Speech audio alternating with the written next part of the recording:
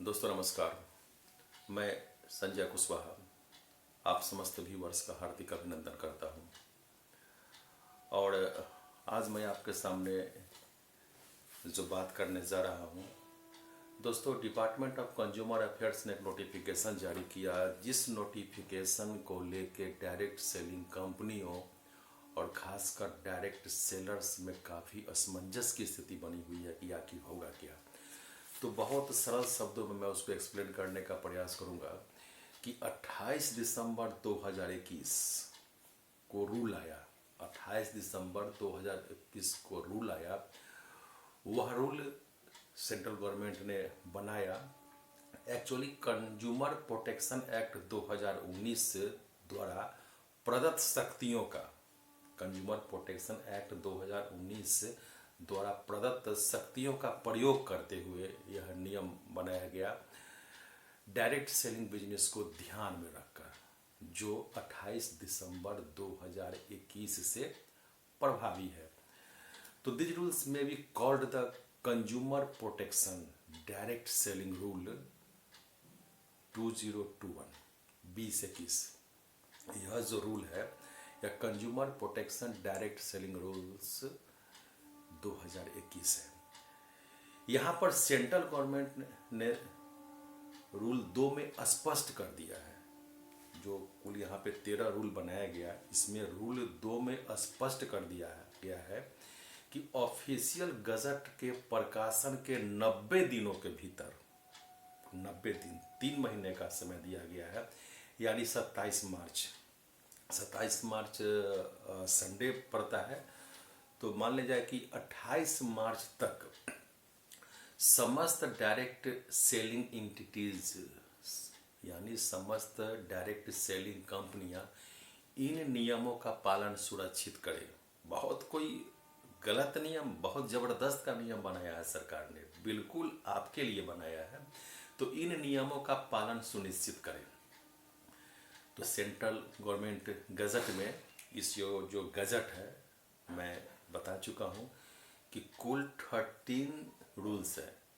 सभी का निचोड़ हम यहाँ पे बताने का प्रयास करेंगे कि जैसे प्रथम रूल जो है, प्रथम में शॉर्ट टाइटल और कमेंसमेंट की चर्चा की गई है, संक्षिप्त नाम और इसको प्रारंभ किया गया है। यहाँ पर यह स्पष्ट है कि यह नियम राजपत्र में प्रकाशन की तिथि से लागू होंगे, यानी यह नोटिफिकेशन जारी हुआ 28 दिसंबर 2021 से। तो इसमें स्पष्ट बता दिया गया है कि प्रकाशन, राजपत्र में जो प्रकाशन जिस दिन हुआ, यानी 28 दिसंबर 2021 से यह नियम लागू है। और इसी दिन से 90 दिन हमको मिलेगा अपने तमाम विसंगतियों को दूर करने का समय हमें मिलेगा। रूल 2 में कुल 2 सब रूल डाला गया है। रूल 2 में कुल 2 सब रूल है। प्रथम में यह स्पष्ट किया गया है कि यह रूल किस पर लागू होंगे, किस पर यह रूल लागू होंगे। तो जाहिर है हम डायरेक्ट सेलिंग के बारे में जानना चाहेंगे और कहाँ कहाँ लागू होता है वह हम बाद में देखेंगे। डायरेक्ट सेलिंग के बारे में हमें जानना है।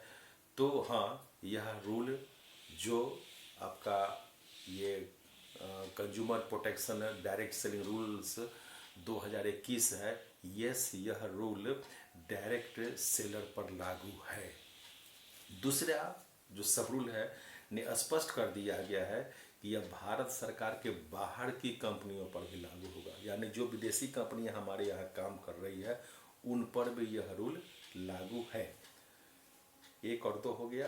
तीसरे रूल में 2 सब रूल है, जिसमें गजट में प्रयोग किए गए शब्दों को एक्सप्लेन किया गया है कि जो शब्द का प्रयोग इस रूल्स में किए गए हैं उसका एग्जैक्ट अर्थ क्या होगा।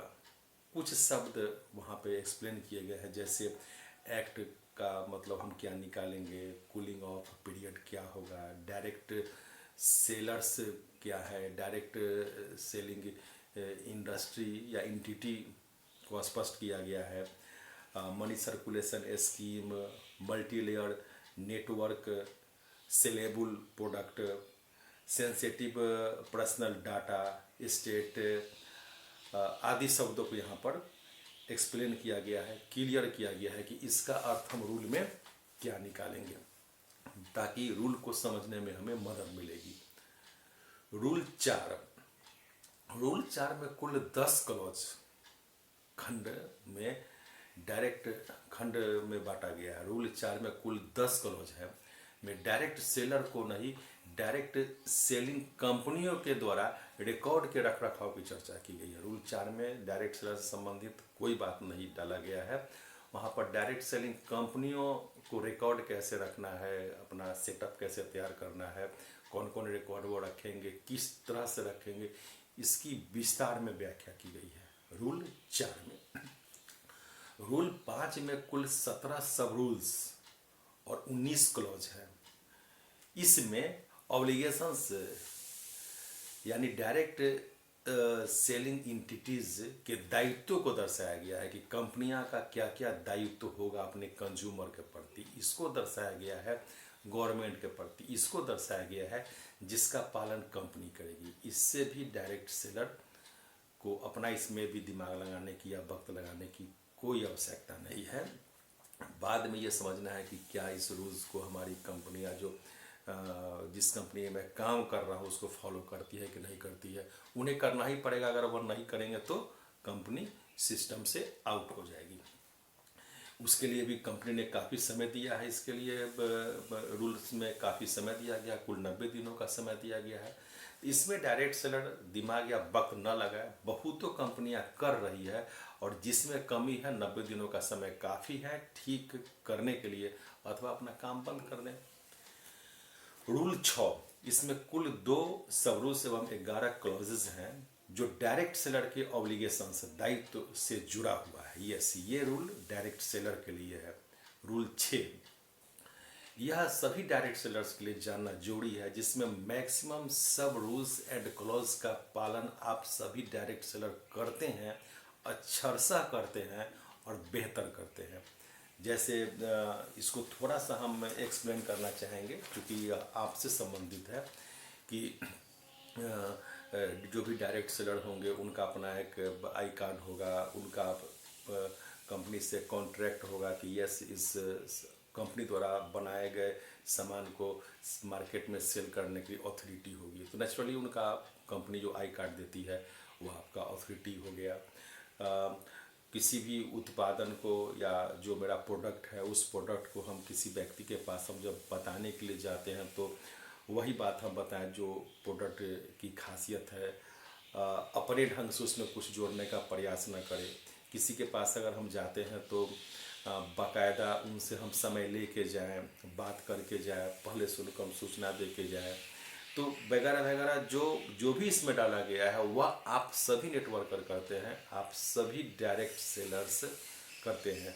यहाँ पर नेटवर्क वर्ड को हम लोग हटा दें, सभी डायरेक्ट सेलर्स अपने इस दायित्व का निर्वाह पूरी तरह से करते हैं। तो दोस्तों कंप्लीट आप सभी जानते भी हैं कि और जब हम भी किसी नए प्रोस्पेक्ट्स से या ग्राहक से हम जब बात करने जाते हैं तो कंपनी के बारे में पूरी विस्तार से बताएं, कंपनी कहाँ पे है, कंपनी कब से है, कंपनी का ऑफिस कहाँ पे है, सामान में कोई अगर डिफेक्ट है तो कहाँ हम उसको वापस करेंगे। तो यह सब चीज़ आप बखूबी पहले से कर रहे हैं, इसलिए डायरेक्ट सेलर को बिल्कुल घबराने की बात नहीं है कि अब हमें क्या क्या करना पड़ेगा। आज इस बात को दावे के साथ कहा जा सकता है कि हिंदुस्तान के मैक्सिमम डायरेक्ट सेलर वो जिस भी कंपनी में काम करते हैं मनी सर्कुलेशन के अलावे, मेरा इशारा वैध कंपनियों से है, वह जिस भी कंपनी में काम करते हैं, जो आज काफ़ी तादाद में वैध ढंग से बहुत सारी कंपनियां काम कर रही है, उसमें काम करने वाले डायरेक्ट सेलर इस नियम का अक्षरशः पालन कर रहे हैं और इस तमाम डायरेक्ट सेलर्स को मैं नमस्कार करता हूँ। चूँकि इनके जैसा जो डायरेक्ट सेलर्स जो अच्छी कंपनियों में काम कर रहे हैं, तो वाकई में इन डायरेक्ट सेलर्स के जैसा, इनके जैसा सरल डायरेक्ट सेलर के लिए मैं बोल रहा हूँ, सरल, मृदुभाषी, सुसज्जित, न्यायप्रिय, कर्तव्यनिष्ठ, मेहनती, सच्चा, सहयोगी, स्वप्नदर्शी, भविष्य दृष्टा, अहंकार विहीन, स्वाभिमानी, आत्मनिर्भर बेरोजगार, यूं कहे तो करोड़पति बेरोजगार शायद ही कहीं अन्य क्षेत्रों में देखने को मिलता है। ये मैं खास के डायरेक्ट सेलर के लिए मैं कह रहा हूँ। किसी अन्य क्षेत्र में इतने सुलझे हुए व्यक्ति शायद ही मिलेंगे। एक बार पुनः आप समस्त डायरेक्ट सेलर को मैं दिल से नमस्कार करता हूँ। तो नए रूल्स को फॉलो करने के लिए जो इम्पोर्टेंट है यहाँ पर डायरेक्ट सेलर्स को, कि अपना गुड्स एंड सर्विस टैक्स का रजिस्ट्रेशन, जीएसटी का रजिस्ट्रेशन अवश्य करवा लें। बस आप जो कर रहे हैं बहुत बेहतर कर रहे हैं और कंप्लीट रूल को फॉलो कर रहे हैं। सिर्फ आपको एक जीएसटी का रजिस्ट्रेशन चाहिए और अपना पैन कार्ड बनवा लें। मैं समझता हूँ पैन कार्ड सभी डायरेक्ट सेलर के पास होगा, क्योंकि उनका पैसा ऑलरेडी अकाउंट में ट्रांसफ़र होता है, तो पैन कार्ड से उनको सुविधा मिलती है, टैक्स में कमी आती है। तो अपना एक जीएसटी का रजिस्ट्रेशन करवा लें, पैन कार्ड नहीं है तो बनवा लें, और सभी लागू व्यापारिक ट्रेड रजिस्ट्रेशन का लाइसेंस बनवा लें। हालांकि इसकी आवश्यकता नहीं पड़ेगी, आप दो काम अवश्य कर लें, पैन कार्ड आपका अवश्य होना चाहिए और जीएसटी आप बनवा लें। तो मेरे समझ में जीएसटी और पैन कार्ड को निश्चित कर ले।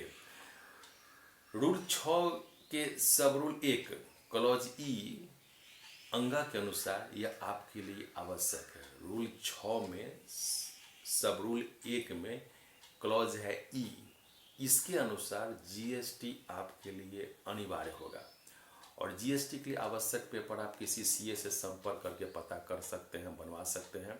आप जब अप्लाई करेंगे उस समय आपको जीएसटी का नंबर आपको मिल जाएगा और 3 से लेके 1 सप्ताह के अंदर में वह पेपर आपको मिल जाएगा। बस इसमें जो भी पेपर्स की आवश्यकता होगी आपको सीए बता देंगे, कोई खास नहीं। अपना आधार पैन तो आपके पास ऑलरेडी है ही।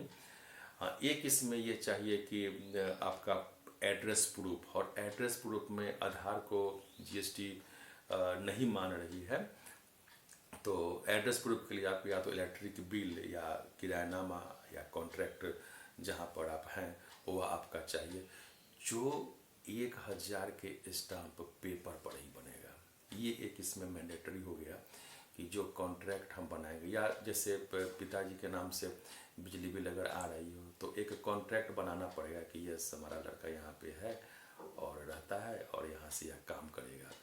तो यह जो एग्रीमेंट या कॉन्ट्रैक्ट बनेगा यह आपका 1000 के स्टाम्प पेपर पे बनेगा। वह सीए आपको बता देंगे और बहुत आसान है अप्लाई करना। अप्लाई आप इसका करें और 1 सप्ताह, मुश्किल से 1 सप्ताह में यह आपका जीएसटी बन के आपका आ जाएगा। तो यह आप इसको बनवा लें, क्योंकि यह इस एक्ट ने, इस रूल ने मैंडेटरी कर दिया, यह आवश्यक होगा आपके लिए डायरेक्ट सेलर के लिए। बाकी आप सब कर रहे हैं और आप 100% रूल को फॉलो कर रहे हैं। अब हम आते हैं रूल 7 में कुल 4 सब रूल्स और 28 क्लॉज है जो डायरेक्ट सेलिंग एंटिटी और डायरेक्ट सेलर यानी आपके लिए है। जो कंपनी के लिए सभी डायरेक्ट सेलर कंपनियां कर लेगी, और जो डायरेक्ट सेलर के लिए वो आप अच्छा सा कर रहे हैं, मैं पहले भी मैं कह चुका हूं। इसमें कंपनी एवं डायरेक्ट सेलर के कर्तव्यों की चर्चा है। मुझे मालूम है कि आप डायरेक्ट सेलर से बेहतर अपने कर्तव्यों को कौन समझता है। अलग से कुछ नहीं है, बस एक जीएसटी आप बनवा लें और कहीं दिमाग लगाने की आवश्यकता नहीं है। अब हम आते हैं रूल 8 में। सिर्फ यह बताया गया है कि कैसे व्यक्ति डायरेक्ट सेलिंग नहीं कर सकते हैं, कौन व्यक्ति डायरेक्ट सेलिंग नहीं कर सकते हैं। तो सिंपल सी बात है जो हर जगह लागू होता है कि जैसे पिछले बार 5 वर्षों में कन्विक्टेड, दोषी नहीं सिद्ध दोषी, जिनके ऊपर दोष सिद्ध कर दिया गया हो, तो नंबर 1 कन्विक्टेड और दूसरा बैंकक्रप्ट, दिवालिया। ये 2 व्यक्ति इस बिजनेस को नहीं कर सकते हैं। या अनसाउंड माइंड, पागल टाइप के या फिर विकृत चित्त वाले व्यक्ति, तो ये वैसे भी नहीं कर पाएंगे। तो स्पष्ट रूल 8 में यह स्पष्ट हो गया कि कैसे लोग इस डायरेक्ट सेलिंग के बिजनेस को कर सकते हैं। तो आप बेहतर ढंग से समझ रहे हैं कि कौन लोग इसको कर पाएंगे। अब हम आते हैं रूल 9 पर। तो application of e commerce rule से संबंधित है, या consumer protection e commerce rule 2020 में एक आया था, उससे यह गाइड होता है। जिसकी अपेक्षाओं का अनुपालन करना है तो यह कंपनियां करेगी। और आप जो ई कॉमर्स का है तो जो भी सिस्टम होता है उसकी जानकारी ग्राहकों को देने का, तो आप पहले भी कर रहे हैं और आज भी आप उसको करेंगे। तो अब हम आते हैं रूल 10 पर। तो रूल में 10 में 2 सब रूल्स के माध्यम से पिरामिड स्कीम और मनी सर्कुलेशन पर स्ट्रिक्टली पाबंदी लगा दी गई है। तो ऐसी कंपनियां पहले ही साइड पकड़ लें। मतलब रूल ये 10 में 2 सब रूल्स के माध्यम से पिरामिड स्कीम और मनी सर्कुलेशन पर कंप्लीटली पाबंदी लगा दी गई है। तो ऐसे कोई कंपनी जहां पर पैसा जमा करने की बात कर रहे हैं, आप आईडी लगा लीजिए, आपका काम होता जाएगा, पेमेंट आपका मिलेगा, ऐसे वैसे इस तरह का कोई भी अगर कंपनी हो तो उसको आप साइड कर ले। वह इस गाइडलाइन को या इस रूल्स को वह नहीं फॉलो कर रही है, आप सतर्क हो जाए।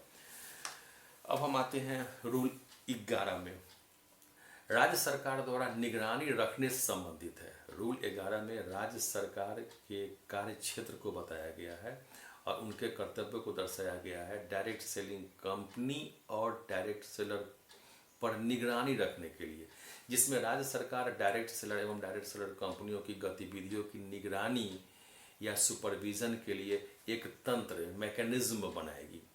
बस स्टेट गवर्नमेंट के तंत्र इस पर सही से अमल करे, यही हमारी प्रार्थना है।